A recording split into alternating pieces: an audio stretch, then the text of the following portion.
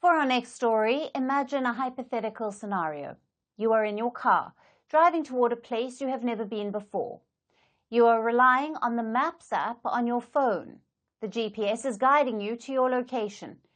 Everything seems fine, but suddenly the GPS system starts acting up.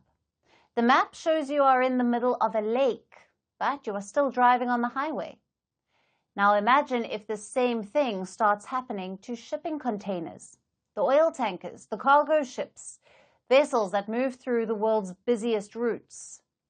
We are now no longer talking about a hypothetical scenario.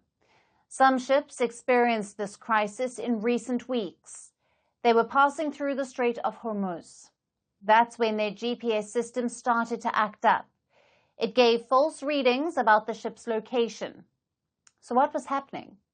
Last month, this region was gripped by a war. Israel and Iran were attacking each other. Tensions were high at the Strait of Hormuz, and this is a vital waterway. About a fifth of the world's oil supply passes through here. Signal jammers were being deployed by Iran and Israel. This was interfering with the navigation systems of these ships.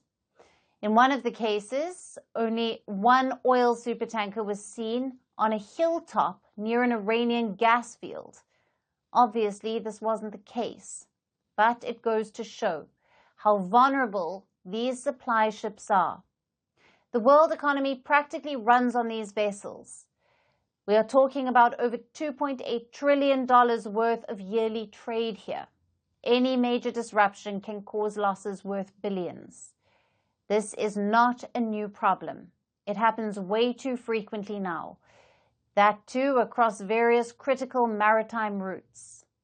Let's look at some data. This was from July of 2024 onwards.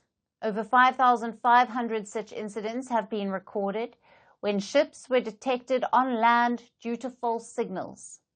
Now, these reports were gathered from 6 regions: the Red Sea, the Persian Gulf, Hormuz, the Eastern Baltic, the Western Baltic, and the Black Sea.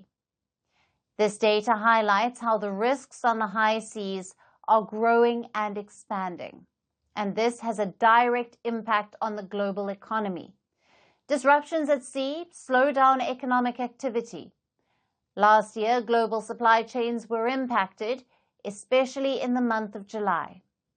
There were shipping delays. It led to a reduction in export orders. The cost of shipping also spiked. There were a couple of reasons for this.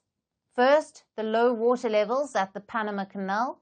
It restricted the movement of vessels. And second, the attacks on the ships by the Houthi rebels on the Red Sea.